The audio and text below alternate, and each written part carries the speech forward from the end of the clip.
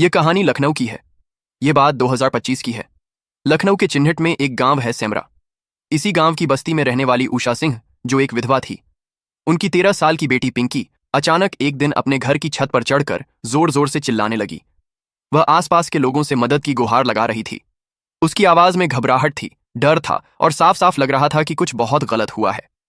लोग जब कमरे के अंदर पहुंचे तो देखा कि उषा जी का शरीर खून से सना हुआ था और उनकी हालत बेहद चिंताजनक थी। वो पूरी तरह से बिना कपड़ों के पड़ी थी। यह देखकर वहां मौजूद हर किसी के होश उड़ गए। पिंकी ने शोर मचाने से पहले ही अपने मामा रवि को फोन कर दिया था, जो थोड़ी दूरी पर ही रहते थे। कुछ ही देर में रवि जी वहां पहुंच गए। जब उन्होंने घर के हालात देखे तो घबरा गए और तुरंत पुलिस को सूचना दी। थोड़ी देर में टीआई दिनेश चंद्र मिश्रा अपनी टीम के साथ मौके पर पहुंचे। रवि जी ने पुलिस के सामने अपनी बात रखते हुए बताया कि उन्हें शक है कि इस घटना में उनकी भांजी यानी पिंकी का ही हाथ हो सकता है। उन्होंने यह भी कहा कि पिछले 1-2 सालों से पिंकी और उसकी मां उषा जी के बीच अक्सर झगड़े होते थे।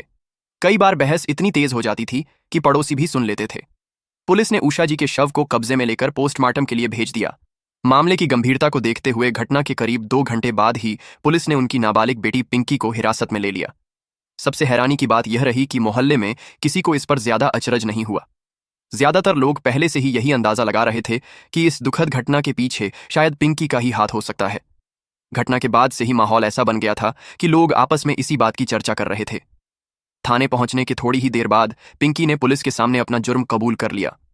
उसने बताया कि उसने यह काम अकेले नहीं किया था, बल्कि पड़ोस में रहने वाले एक लड़के सलीम के साथ मिलकर किया था।